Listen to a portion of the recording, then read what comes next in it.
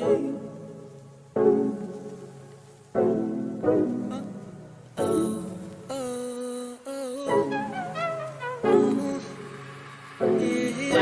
even know who you are? I am black, biggity black, American, yes, but bigger than that. Spitting opinions, rooted in facts. Hope you aware the culture is bigger than plats. Used to be a summit, now we got a podcast. Gave you something, you ain't know you want it. Black American podcast. And so I don't know if Jane Park is here. Oh, we're just getting in. Okay, cool. Yeah, the panel just started, or just ended.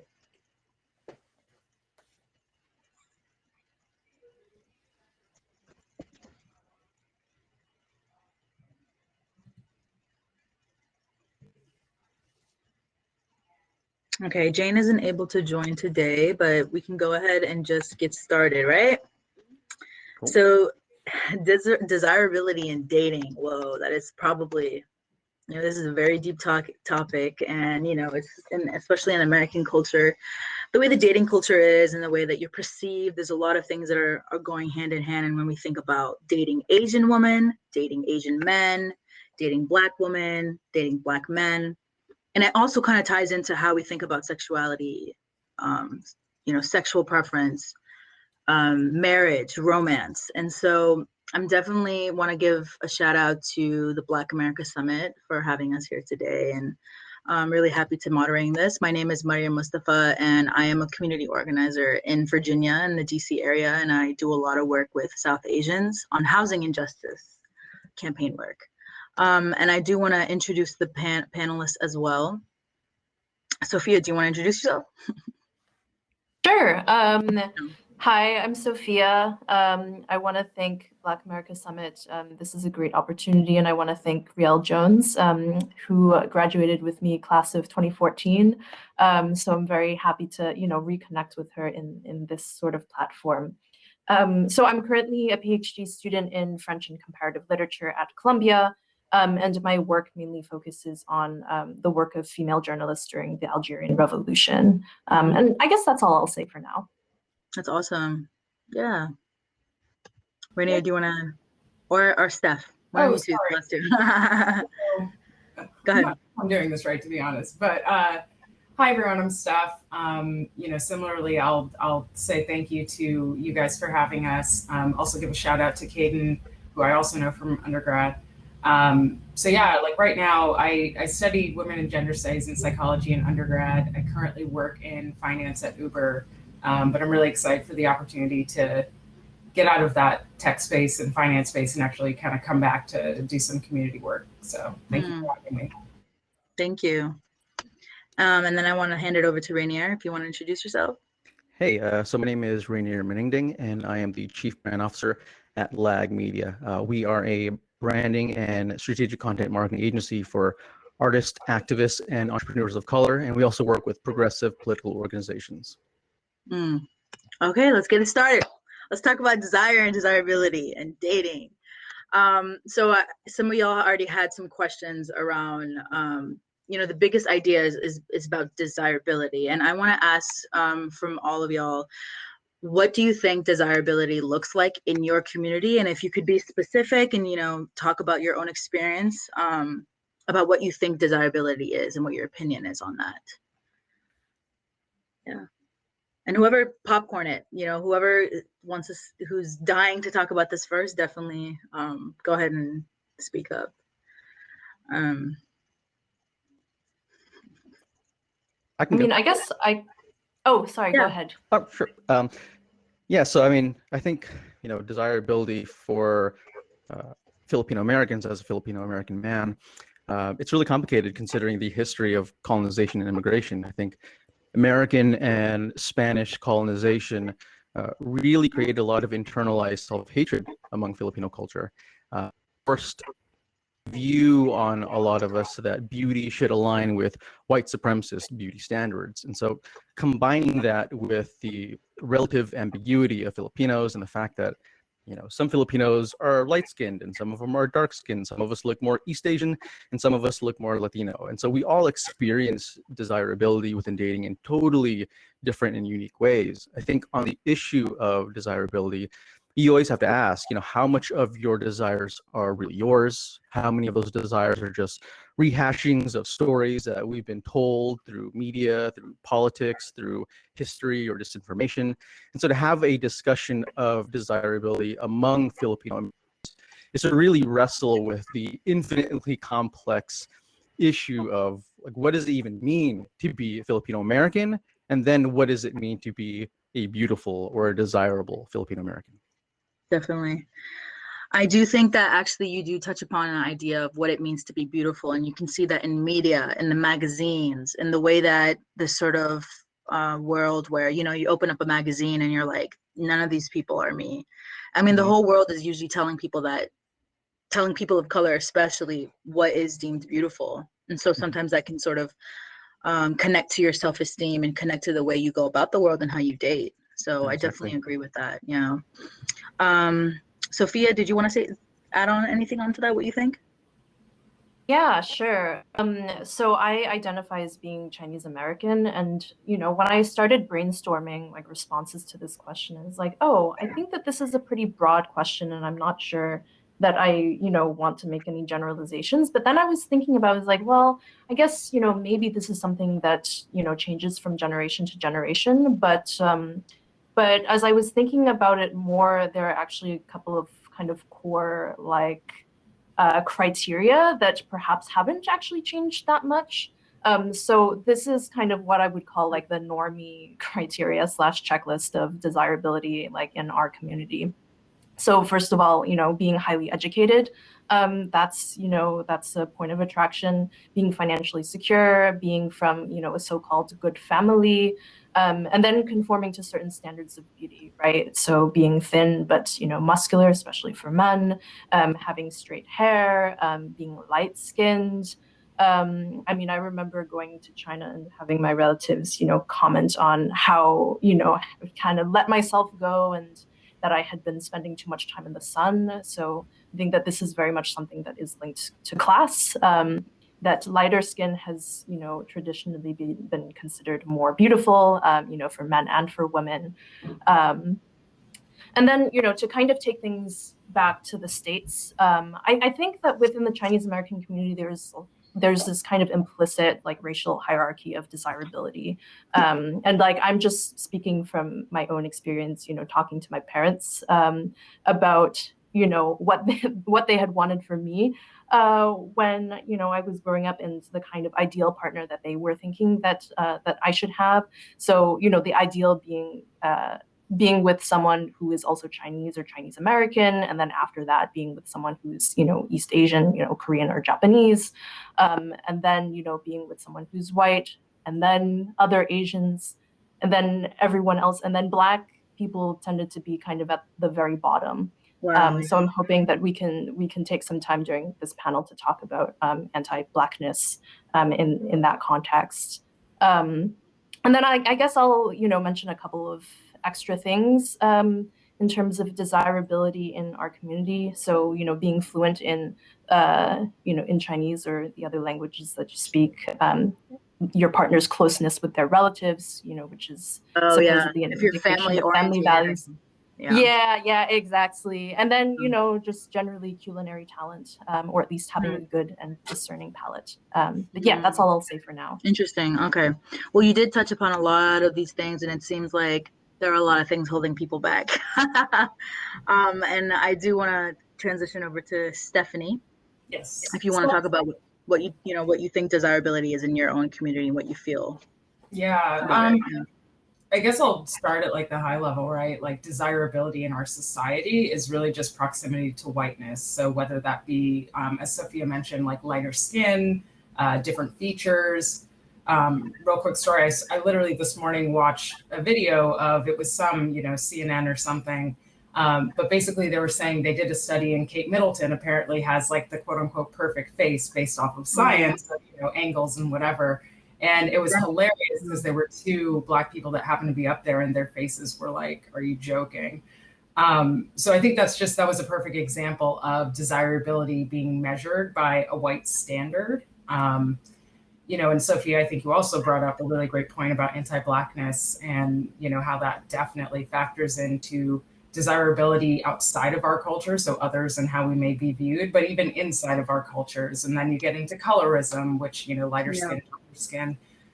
So yeah, I think it's tough, but I guess high level, it really just is proximity to whiteness in some shape, way, or form, features, color, whatever it may be, which is unfortunate, but you know.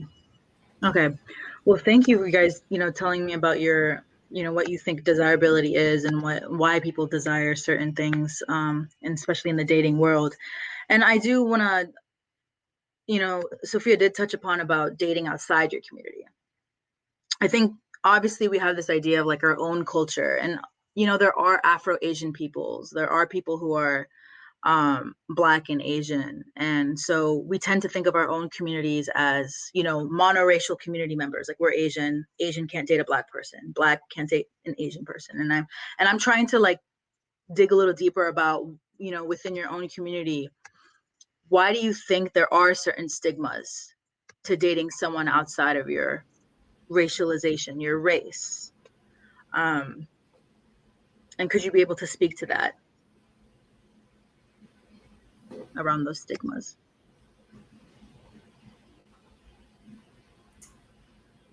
I could say, I think as a Black American, you know, in a lot of ways, it's fear is maybe a strong word, but being a bit more insular, to be careful in a lot of ways. Again, anti-Blackness is pervasive across almost every culture. And, you know, that really plays a role in who you feel like you can or can't date, or being comfortable or being accepted, understood, different things like that. And I think this, there's definitely an idea of building the Black American family, which is kind of born out of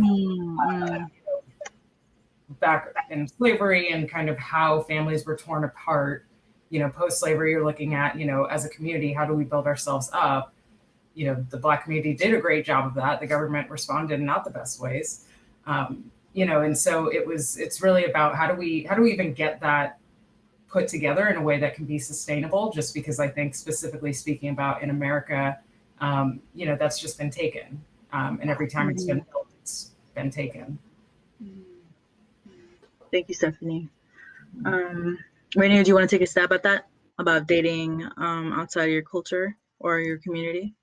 Yeah, so I think for me, you know, growing up, some of the first things that I remember hearing when it comes to those types of stigmas of dating outside were actually relative to discrimination against Indigenous Filipinos. I remember growing up and hearing relatives talk about how, you know, you don't want to be like the Igorots, which are Indigenous, darker-skinned Filipinos, and they'd always have these comments about those types of Filipinos being the hut people. And at the time, I remember being young and thinking that this was just, you know, a matter of cultural differences, and that's just how families were talking about these different Filipinos, and because they're talking about Filipinos, it wasn't a problem. But as I got older, I started to learn that, you know, it was colorist and classist in nature. And as I grew smarter, I learned that it was anti-Black and anti-Indigenous racism and white supremacy in nature. And so when you take that into a modern context and you sort of overlay that with our culture of ultra-capitalism and our culture of income inequality, you create these situations where a lot of Filipinos start to feel like they need to date somebody who is white or lighter skinned or mixed, because they feel that aspiration to whiteness. Yeah, exactly. And it sort of becomes this vehicle of class mobility in their sense, like, okay, well, I can elevate myself if I date this person. And so, you know, there's a lot of stigmas both in terms of, you know, discouraging from dating certain groups and also artificially encouraging them to date one group because they feel like they're going to get a certain result from it. Definitely. And I think Stephanie did touch on that too, about the fear of dating someone who you deem is lower or you deem is somebody who's whiter, right? So it's kind of like this sort of hierarchy is definitely rooted in anti-Blackness around the world, and also even white supremacy. No, exactly. And you both made great points about that. And I do want to let Sophia talk about that a little bit. I know you did touch upon like, oh, you're speaking Chinese, lighter skin, all these things. But I do want to see how you feel personally about dating outside of your culture and your community? Yeah, I mean, I can talk through this question via anecdotes. So, I mean, just to start by saying that when I was in high school, I dated both Chinese American boys and white boys, and I can say that I did get some flack for dating white boys. You know, was jokingly called a race traitor by other Asian American men. I think that I think there's another panel on masculinity that may be able to address some of these questions. But I think that this narrative of like white men taking our women points to a special kind of like fragile masculinity among the Asian American community, at least on the East Coast. I'm not sure if it's maybe a bit different elsewhere. But yeah, there was this kind of concern that like Asian women were people to kind of be protected and like, you know, kept within the community. And then, you know, to talk a little bit more about, you know, dating outside of the community and like dating non-white, like also non-East Asian people.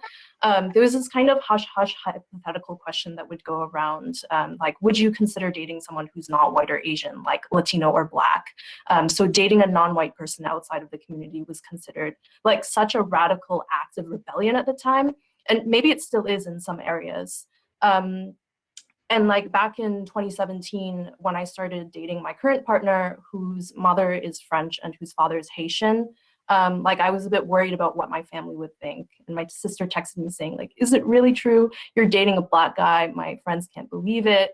And, you know, my parents, as I mentioned before, made it clear before that ideally my partner would be Chinese American. But at the time, you know, they tolerated to some extent white boyfriends. So I was pretty nervous to tell them that I was in a serious relationship with a Black man, precisely because I knew that it was going to take them some time to undo their anti-Blackness. So when I broke the news to them, they were a bit blindsided, but they agreed to meet him and they actually grew to really appreciate him. You know, and I think besides him not conforming to their standards of beauty, aka like not being light-skinned and not having straight hair, he, you know, pretty much met all of their other criteria, I guess, if one could put it that way. But he still, you know, has never been introduced to my grandparents because my parents and I kind of see that as a generational gap that really cannot be bridged. Like the anti-Blackness is too deep for us to find any way around it.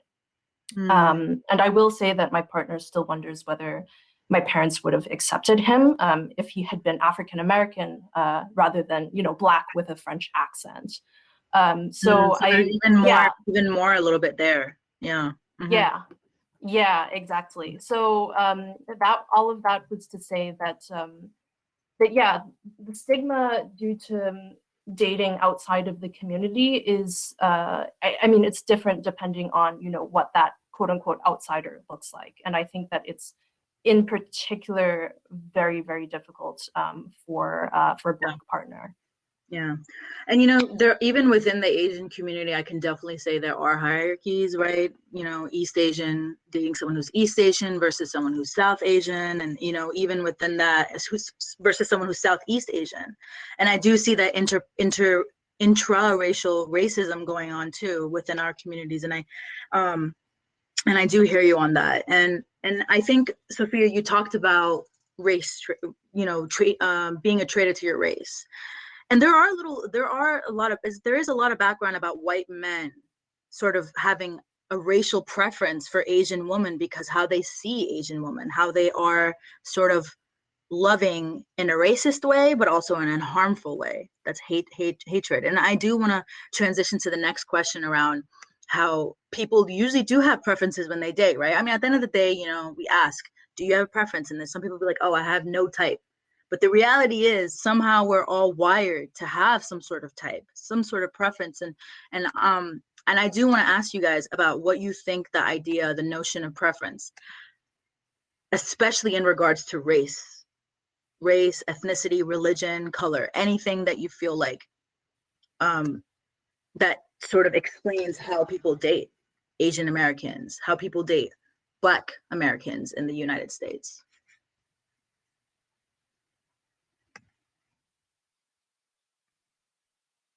Anyone can jump on this, talking about preferences. Let's unpack the idea of dating preferences, sexual preferences. And it does connect to like white men, right? Sort of having an orientalistic vision, idea, fetishizing Asian women, right? But I do see that across communities of color that people do have preferences.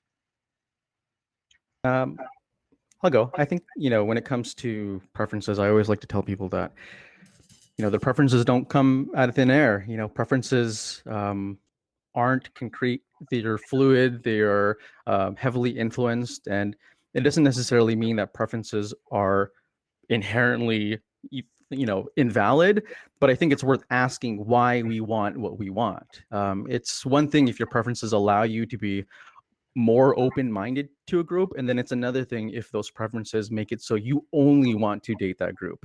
And I think when you go into that realm, you then have to start thinking about, the fact that if you're dating someone Asian because you expect them to behave a certain way, it sort of exposes your preferences, sort of expose your own internalized stereotypical ideas of what you think that race is. And I think when you talk about these preferences, say, for example, white men, if you're sort of interrogate white men who might say, oh, okay, well, I only want to date Asian women, or, Asian women or non-Asian women who are into the whole K-pop thing, and now they only want to date Korean men. It's like, okay, well, then why do you want to date Korean men?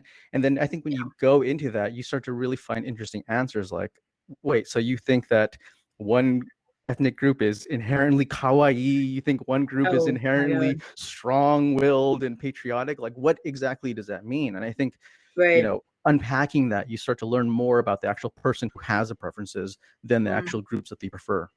I definitely agree with that. If you just need to unpack that, ask the question, what do you mean by that? And I think definitely organizing is that's what it's about. If you want to be able to understand your partner or somebody of why they're anti-Black, why, you have to be able to ask these questions in order to develop a relationship further, right? And they're very hard questions, of course, and they can be really uncomfortable, for sure. Does anyone else want to speak about preferences and dating and what you think about them? Yeah, I can hop in. I think you made a great point. Like, preferences are stereotypes. You're kind of coming up with this general brush that, oh, well, everybody is like this. And, I think, and you kind of touched on fetishizing people, right? And like, it's born out of the stereotype. If you do meet it, great. If you don't, it just becomes, you're putting somebody in a box, and it almost strips their humanity a bit, because you're boiling them down to these certain characteristics or looks or whatever it may be they are. So I think when it comes to preferences, you hear about, it's probably a Freudian mindset, but oh, you look to date someone who looks like your parents, and maybe, they were the first nurturing, so I want someone who looks like my mom or my dad. I think those are maybe some things that can come into play, but typically don't create that hard and fast line of, I'm only dating these people and that's all I'm going to do. So preference can be born out of a legitimate place. It's a really tough balance between, I have these hard and fast lines, and I prefer this, but I'm still open to meeting someone for their human or all, holistically who they are. Yeah, especially human to human connection. There's a natural affinity that can arise out of meeting someone new who's not even from your community, right? Yeah.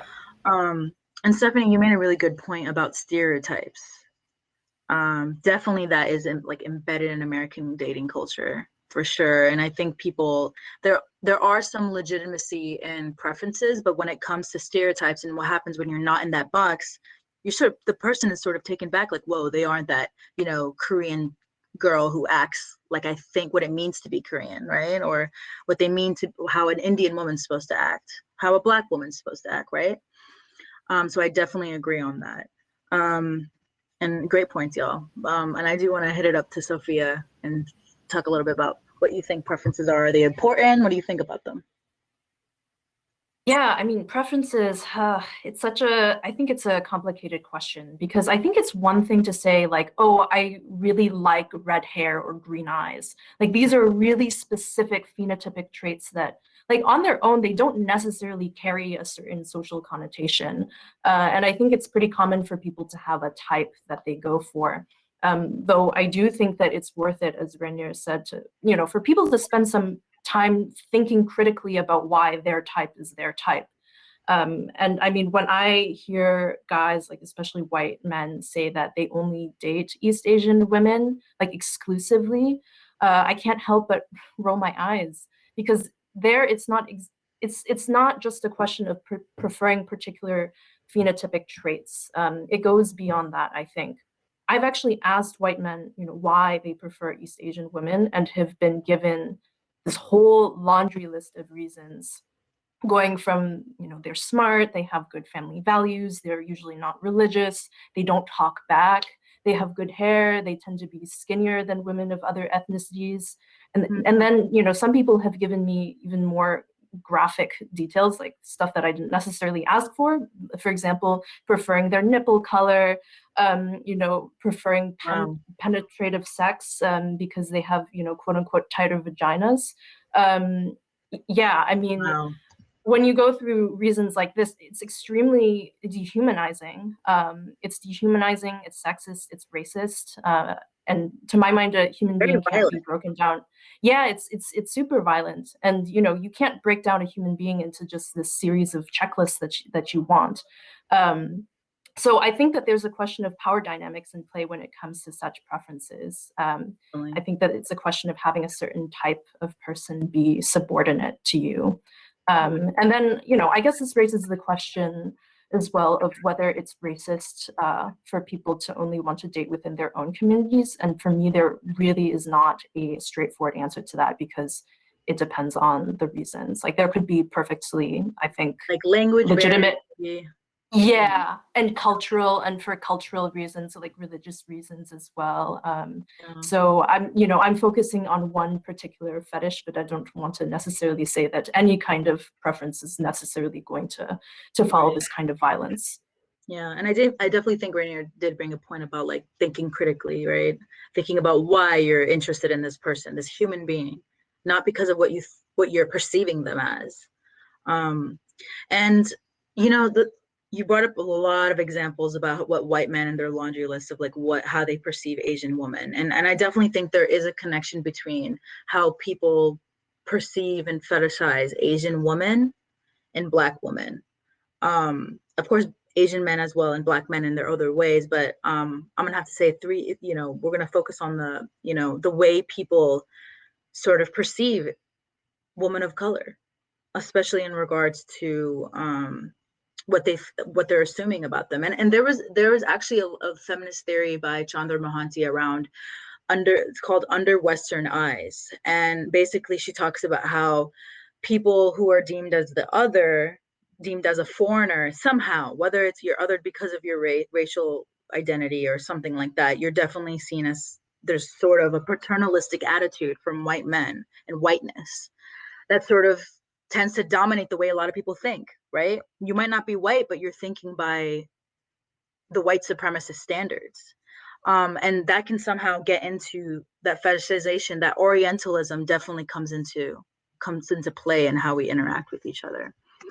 And I know that we did touch upon about how fetishization becomes a problem in dating. I do want to hear a little bit more about the implications of fetishization, very hard word, on the Black community and in the Asian community, and how you sort of feel about, I mean, like, this is obviously a problem, but how is it experienced in your way, in your personal experience? Yeah. And I know Sophia did talk about a lot of it, but I want to hear a little bit, I want to get a little bit more from the other panelists as well. Yeah, I can say a few things about that. Yeah. So in my experience, Black women are kind of seen as one of two things, right? It's either the angry Black woman who, you know, has a lot of requests, doesn't put up with shit, you know, just difficult.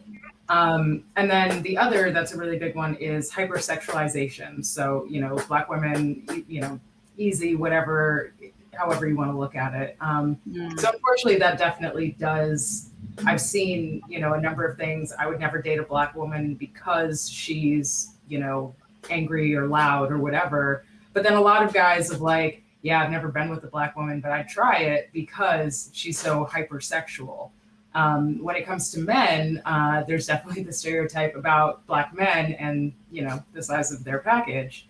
Think about how harmful that is, not just racially, but also like in a sexist way, right? Like you're a guy, you don't measure up. Well, what does that say about me? And again, that goes back to the stereotype. You don't fit the stereotype. Now you feel, you know, like, so it becomes this much larger issue. But I would say that, you know, it just becomes so harmful because so many people don't fit into those categories, and you're really just overlooking so much. Right. And they're constructed where this is all coming from like white supremacy, and now we're all like thinking this way. It's horrible. And I know we did touch upon masculinity and how Asian men are seen as not manly enough in certain degree. If you look at like the statistics in dating apps, the most undesirable people are Black women and Asian men on dating apps. And so that is very telling about how the society sort of marginalizes certain masculinities and femininities. Definitely others, Asian men and Black women in a way that can make it very hard and difficult for dating. I'll just throw in a good example there is like Serena Williams and how, you know, she was made to be manly and all of that. Yeah, I know. And Maryam, I don't know if you wanted to talk about, I know you said think critically when you talk to someone, but you know, when you're dating and about your preferences, but what do you think about the fetishization? You know, I think when it comes to the implications of fetishization, it's, you know, the implications are seen throughout history. They're very present currently. Historically, I mean, the fetishization of Asian women has led to this widespread belief of sexual colonization and this idea of almost like collecting sexual experiences with Asian women as a form of like ego boosting. And you can also see the same way that a lot of people have reduced Black men and reduced Black men's bodies and their sexuality to just, I'm going to go ahead and experiment and try this thing out. And I think the implications exist both on an individual and a systemic level. They dehumanize people of color and entire communities. And I think this idea of sexual experimentation, sexual conquest, this idea how many dating partners can you rack up type thing. Yeah, exactly. And I sort of think about it in terms of, you know, in reference to white supremacy. I think a lot of it is about setting up narratives to position whiteness as sort of the Goldilocks, as sort of a, you know, Black sexuality and Asian sexuality are, you know, existing on these extreme polar opposite ends. But if you want to find normal sex, if you want to find just, you know, what normal people are like to be actually in a sexual relationship with normal people, then whiteness is where normalcy is. And if you want to try the extreme in the bizarre, that's when you go off and find these experiences in other cultures. And that comes into orientalizing each other, definitely. Exactly. Wow. And I know that there was some part of this question, I mean, when you add into also in that like sexual orientations, like being queer and seen as queer as well, is definitely something that plays into dating preferences too. I mean, Stephanie, you did bring up about how Serena Williams, she's being coded as, people are saying she's manly, right? And so that could you talk a little bit more about that, about how she's being, sort of her femininity is being approached? Yeah, and I think for Black women, that's unfortunately quite common. I struggle because I'm talking in such generalities and I don't want to, but at the same time, like, you know, I think Black women have always been the hard workers, the ones who have carried, you know, their families, the community in so many different ways. And it's kind of a thankless job, but it's like you're a workhorse, right? So it almost strips you of that femininity. You're here to, you know, keep the work, make it happen, but stay in the back, don't get the recognition, and you're not granted that femininity, especially the way white women are. Mm-hmm. White women are seen as white femininity. Mm-hmm. Yeah, must be protected. A great example, Emmett Till, for those who don't know, young Black boy from Chicago, went down south, literally looked at this woman wrong, and then was pulled from his home and murdered pretty horrifically. And so that's just such a great example. And to this day, in other ways, white women are still protected by their community because they are seen as like this beacon of femininity and what needs to be protected. Whereas I think Black women are not allowed that, space to express their femininity and be seen as people to be respected and protected. And when it comes to Serena Williams, I mean, obviously just being an athlete, she's definitely in great shape, but people look at that and it's just like, oh, well, you're a man. It's like you strip her femininity from her, and I think a good amount of that is sexism, but certainly the racism plays into how easily people can accept, her being billed as manly. Yeah, definitely, and how you code people and their bodies, and that does sort of talk about how, and if you think about it, like marginalized people are sort of queered in a way that you see them as an other, foreign eyes, and you have to sort of be susceptible to them to be desirable, right? Whether it's I'm rich, I'm this, all of these sorts of things that definitely are ingrained in our cultures that we have to aspire to be. And so I think we want to get to like the couple last questions about, in general, when we're dating, just maybe it's advice or something like that. Maybe you guys have experienced dating. I don't know how big your experience is, but when you're looking for a partner, what sort of are the questions we should ask ourselves? When we're going into this, when you're on dating apps, whether it's anyway, going on dates, blind dates, whatever, what are the sort of the most important questions we should ask ourselves, especially being Asian and Black and being people of color, right?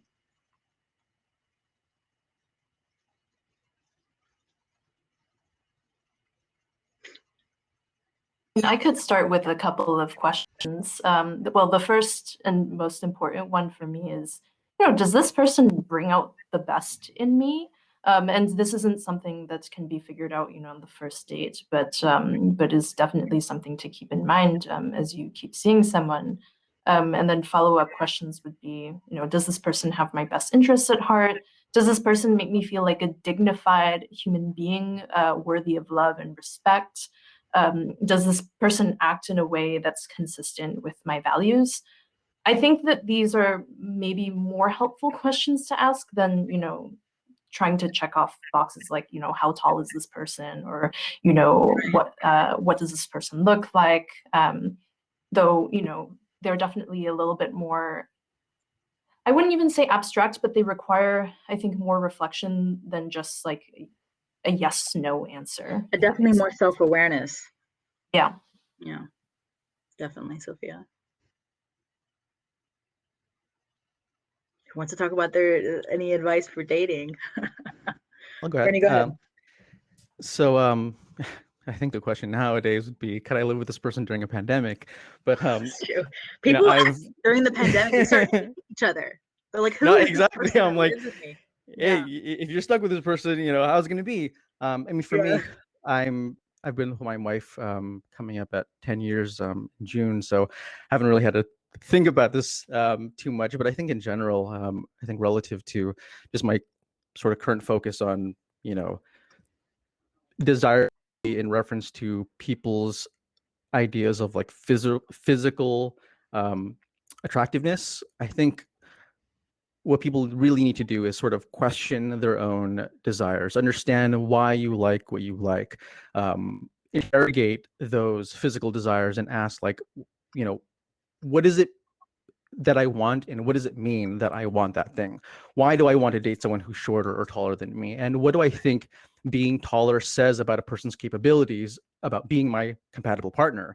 Why am I attracted to plump lips or bulging muscles or curly hair? And why are some of those shallow desires a must-have? And why are some of them more or less consequential. And I think we like what we like for a reason, and understanding those reasons will reveal so much about ourselves, and ultimately the things that we really want when we sort of peel back those layers. Because maybe it isn't just, you know, a preference for this type of physical feature or that. Maybe that desire comes from an insecurity, or maybe that desire comes from misinformation, or maybe that desire comes from internalized racism. I don't think it's necessarily bad to indulge in those desires when it comes to finding an ideal partner, but I think we do need to have a very clear vision of why it is that we're making these decisions on whether or not this desire is mine, or is this desire based off of something that I was taught to believe based off of media, experience as well. Exactly, experience, family expectations. So we really sort of, you know, need to be able to interrogate that. Yeah, and I definitely think that even trauma comes into this too. Like if you spent your, like, especially like Asian woman, I mean, there's obviously a lot of interracial dating that goes on, and a lot of Asian women, I can speak to the South Asian woman, brown woman over here, like we don't end up dating or marrying some of our own community members, like Pakistani men, for example. And obviously it depends on your sexual orientation, whatever, but sometimes people sort of resist against that because they're just experienced so much trauma growing up in their own community. Yeah, exactly. So definitely that adds to the way that you need to think about your partners. Yeah, exactly. Yeah. Hop in with a few thoughts. I would say when it comes to dating, I'll think about apps. You know, looking at their profile, right? Paying attention to what they're saying. Are there indicators of, you know, whatever it may be, but really paying attention to, like, are they open? So I think about, like, myself, I think one thing that is really important to me is being with someone who can understand my experience. And it may not be an identical experience of like, oh, you're also a Black American, but someone who can understand oppression in a certain way so that I don't feel like I constantly have to explain myself or where I'm coming from. You know, sometimes you just want to look at someone and have them get it, right? And that's what I want in a partner. Right. But as we talk about preference, like that doesn't automatically say I can only date Black people. So, you know, that's a bit of a different way to look at it. You know, a great example also, my girlfriend is from Brazil. So for her, it's language, it's culture, you know, those are things like, does this person value these things about me? Are they interested in learning? You know, for me, the flip side, this is what being a Black American is like. Here's the history of the United States. It's incredibly complicated. But it is, at least to me, very important to have someone who can, at the very least, sit down, listen, wants to learn, and create that common ground, because it is, you know, at the end of the day, you're dating this person. You know, if your goal is to get married, great, maybe you will, or maybe it's a long-term relationship. Long story short, you know, throughout that time, you really do need someone who can understand those deeper parts of you. And I think that's really important. And sort of that commitment and intention to understanding you. Yeah. And this sounds like all of you guys are already challenging the ideas of desirability and beauty standards already in your own personal relationships, but also personally as well, just to be more self-aware. So I definitely hear you guys about, you know, when you do start dating, what are the things that you need to think about? Why do I like this person? So I see that as something that you guys are definitely challenging and incorporating in your everyday life. And I know we did talk we did end up answering all the questions, but I do want to open up the chat to folks to sort of talk about the audience members to give some questions. And I do see that we've had previously people were typing in questions. Let's see, if I can tackle that a little bit.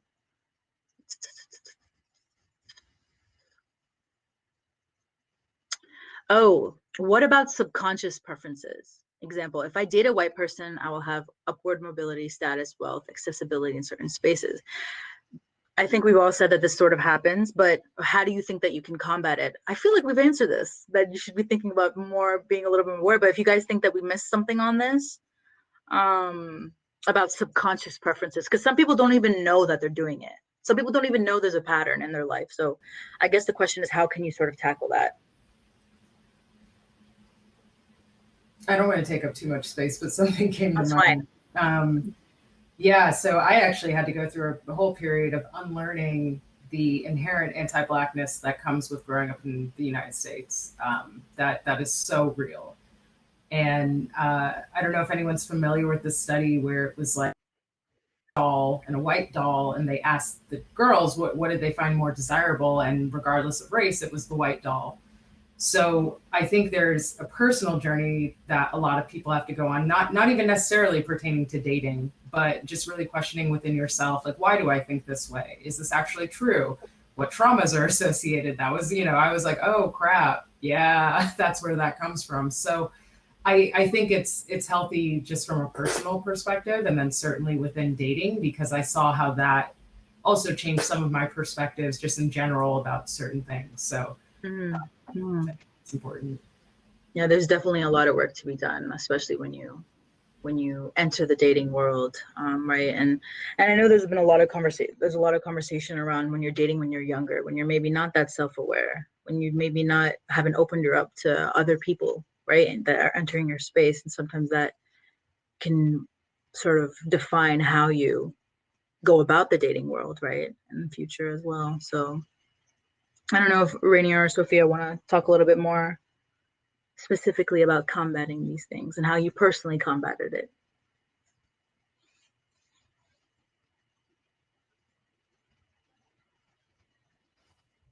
In my experience, I know that there was a moment where I had recognized that in my dating patterns, I had primarily dated Asian women and white women, but I hadn't been cognizant of the fact that I was completely dismissing Black women as an option for dating. And I remember at the time I was like, well, why is that? Why do I feel that way? Why haven't I even thought about that? And I remember I had written a post, I think when I was in, a freshman in college, and I was just talking about how, as an Asian man, I think because I had internalized this idea that I wasn't worthy, that I wasn't man enough, that my perception of Black women as being stronger, as being more grounded in who they were, I thought that they would have never seen me as a compatible partner. I thought that they would see me as not being man enough. And so I had to really interrogate myself and figure out, well, why do I feel that about myself? And why do I think that is what it's like to date Black women? And I think I had to really, question my own dating habits and figure out, like, was I dating these types of people because I was, I had a perception of what people would think of me if I dated Asian women and white women, and what was my perception of what I thought people would think of me if I dated Black women. And so I think, just going back on a lot of what I've said, it's just really about interrogating yourself and figuring out, why am I making these decisions, and what does this pattern of behavior, of dating behavior, say about me, and what is, not just the pattern of who I am choosing, but the pattern of who am I not choosing, and why am I specifically excluding them out of my choices. That for me was just sort of my experience.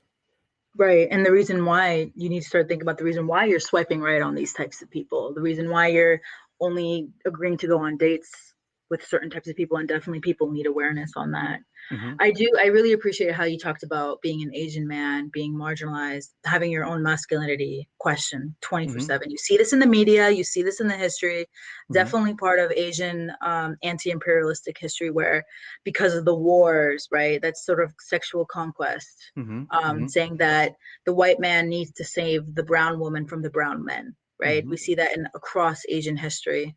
And I definitely do that sort of taps into the way that people date Asian men. And there's a reason why Asian men and Black women are of higher rates of dating each other, because they're seen as undesirable in different ways. And people have been connecting with each other on that. Yeah, exactly. Yeah. I mean, for me and my wife, we both grew up feeling like, because my wife is a mixed race Black woman, and I'm Filipino American. And so we both sort of grew up feeling like, our options had to be limited because people expected us to date a certain type of person, or they felt that we weren't good enough to choose who it was that we wanted to date, and that the world had to make us date a certain type of person. So it's kind of just interesting that we both sort of found each other, and Right. both grew up with that sort of insecurity, and both sort of learned from each other how to grow out of it. Oh, insecurities. My gosh. We have a few questions from people about how do you call out white people that are tokenizing or using you? For example, I dated someone who wouldn't date me long term because I'm not the kind of girl he'd bring back to his mom. What he meant was, you're black. This isn't what I envisioned long term. How do you have that conversation? And I think definitely this is not even just for white people. I think it's for any community, any person that sort of, you can tell you're being used, right? Tokenized. So how would you call out people who do that? What do you guys think? I would just delete, block right there. If that's the way.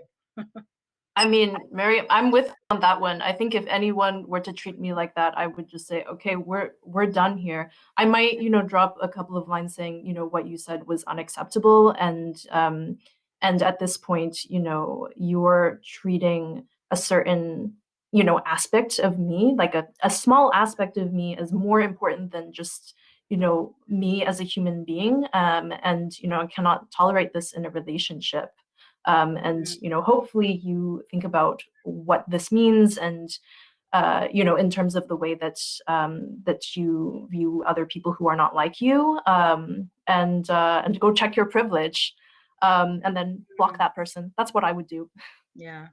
I know they just said something about they wanting them to recognize their racism. Definitely let them know. I mean, that would be that's my tip. Let them know and leave, man. This is not your job. Take care of yourself, and maybe start thinking about what you feel like you're worthy for, what you deserve. You don't want some white man telling you that, I don't want you long term. No. Mm-mm. So I don't know if Stephanie or Ranier have any advice for that. I know we're wrapping up soon. That's my quick bit. I know I've had in my experience people who have tried to impose this I like Korean guys, and they'll send like try to say hello to me in Korean, and they'll try to impose their weird fetishes on me sometimes, and usually at that point I kind of just tell them immediately, okay, you have a problem. Like, you need to really sort of evaluate the fact that you have this perception of Asian people like that, and that you think that dating us will result in this, kawaii fantasy of yours, but this isn't it. So I'd make it quick and short and sweet. And that's a skill. Be able to confront people on this is definitely hard for some folks, but I commend everyone for doing that. Stephanie, did you want to say something? Yeah, I mean, I'll start by saying I'm sorry someone said that, because that's pretty trash to say to somebody.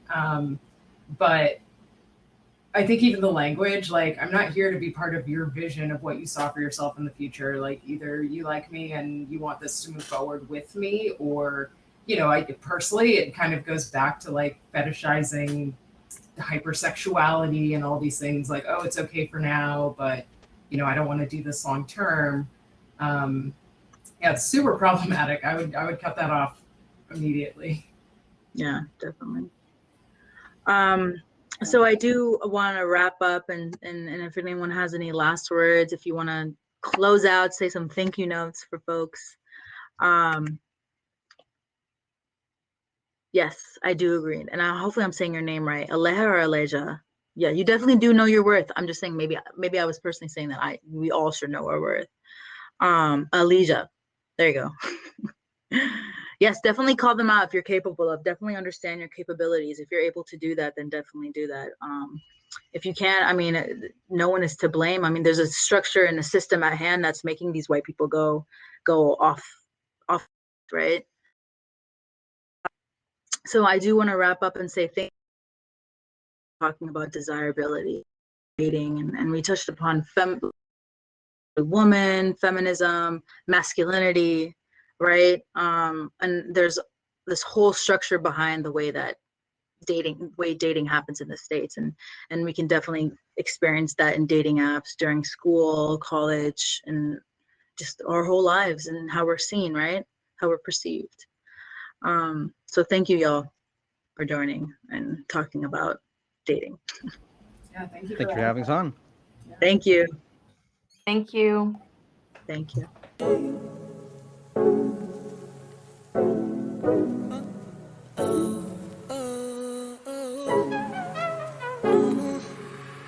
Yeah. who you are.